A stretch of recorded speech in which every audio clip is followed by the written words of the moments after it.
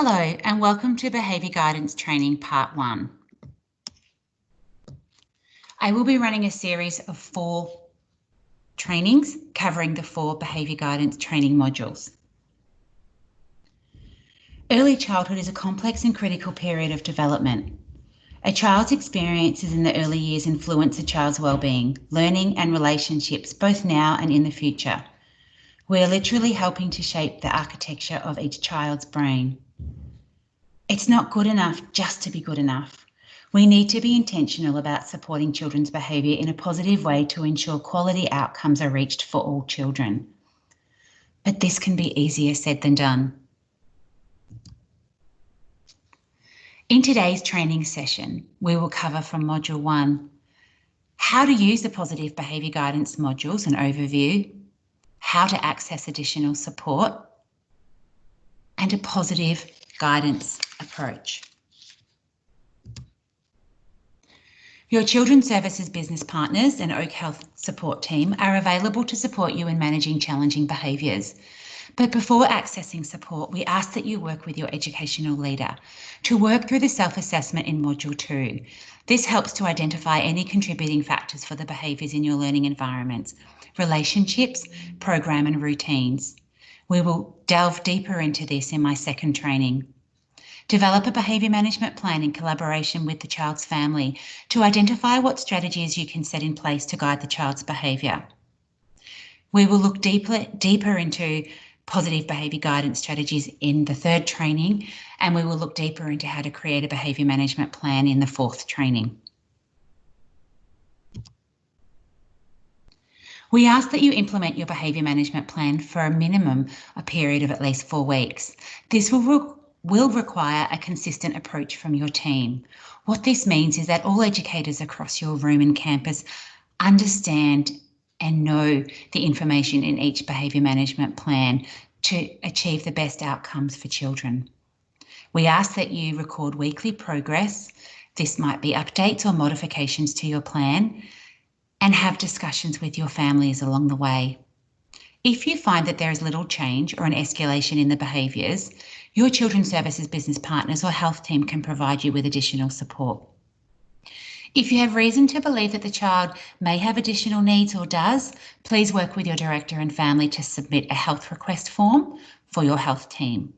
And if you would like support on modifying your plan or suggestions for your learning environment, routines or program, your director can arrange a visit from your Children's Services business partner. Looking at our flowchart for managing challenging behaviours.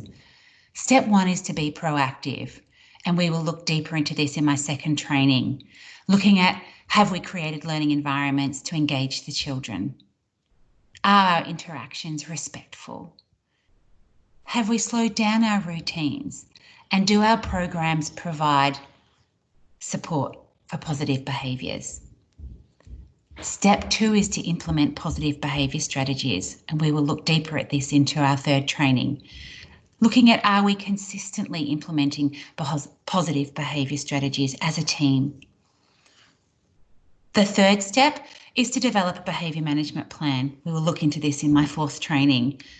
Have we developed a plan, and have you sought input from important stakeholders? This includes your educators, family and children. The fourth step is to implement the behaviour management plan and ensure that we're critically reflecting, reviewing, updating and having conversations.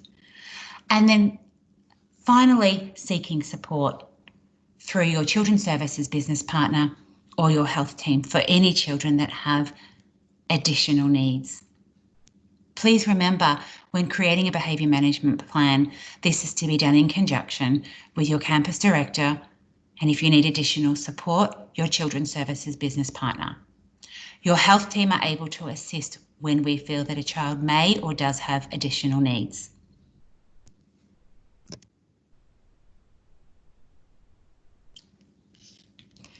A positive approach to behaviour guidance. At Oak, we practice a positive approach to guiding and supporting young children's behaviour. Our approach is informed by current research and best practice using the National Quality Frameworks, Early Years Learning Frameworks, our Oak Grow curriculum, interactions with children's policy, Oak Code of Conduct, Early Childhood Code of Ethics, and the Convention of the Rights of the Child. So what does a positive approach to behaviour guidance mean for children? At Oak, we believe that all children have the right to confidentiality, be treated with dignity and respect, feel safe and have a sense of belonging, and feel heard, not just being spoken to or at, being active citizens within their community and campus. Participate in resolving issues that affect them, expressing themselves without judgment or criticism, and be valued as individuals with unique strengths, backgrounds, and interests.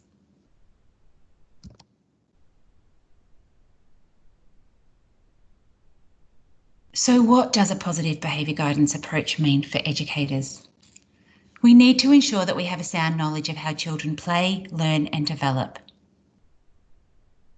Have a sound knowledge and understanding of each child within the context of their family, background, culture, and community. This is so important that we understand what a child's life looks like outside of the service. It allows us to have a holistic view of the child and their family. This supports us in identifying any triggers and supporting to create a behaviour management plan. Prioritise the building of trusting, respectful relationships with children and looking for reasons behind a child's behaviour. Quite often when we're dealing with challenging behaviours that are ongoing, unintentionally we may label a child if they're constantly biting or constantly upsetting the classroom. But it's so important to understand that there's always a reason behind the child's behaviour. Support positive behaviour through the learning environment, routines, program, shared expectations of behaviour for adults and children, and respectful interactions. And as I said, we will delve deeper into this in my second training. Foster teamwork and partnership with families and other significant adults. Other significant adults may be professionals that the families are already working with outside of the service. We all know that relationships are the foundation for healthy development, learning and wellbeing, especially in these all-important early years. Your relationships with children is the most powerful tool when it comes to preventing or guiding challenging behaviour, along with your relationships with families and other educators in your room and campus. We find that when we put the relationship first, when we're responding to children's behaviours or planning our program and learning environment, we are more likely to influence behaviour in constructive ways. More importantly, we are more likely to do so in ways that keep children feeling valued, capable, and secure. Understand that learning about appropriate skills takes time. Seek support from other educators and other professionals when necessary. Please remember that we're not in this alone. We are one team. And look after your own wellbeing and recognise your own trigger points. And we will look further into this in my additional trainings.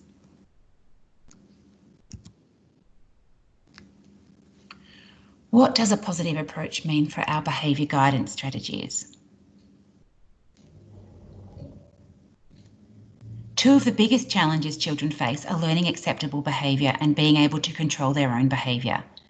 How adults respond to and guide their behaviour has an impact on the development of a positive sense of self. Children need the support of responsive, respectful and knowledgeable adults to help them with these tasks. Behaviour guidance is all the things that we do and say to help children learn and demonstrate acceptable behaviour. And the aim is for children to improve guiding and controlling their own behaviour and to rely less on us as educators to guide them. But we all know that this takes time and it is a process of development. Our behaviour guidance strategies: be proactive. We look further into this in my second training. Build on children's strengths. Children feel so successful when they've achieved something, and why not start with their strengths? Teaches children the skills to get along with others and to express strong feelings in socially acceptable ways. Help children to achieve success, competence and develop positive self-esteem. Be clear and consistent.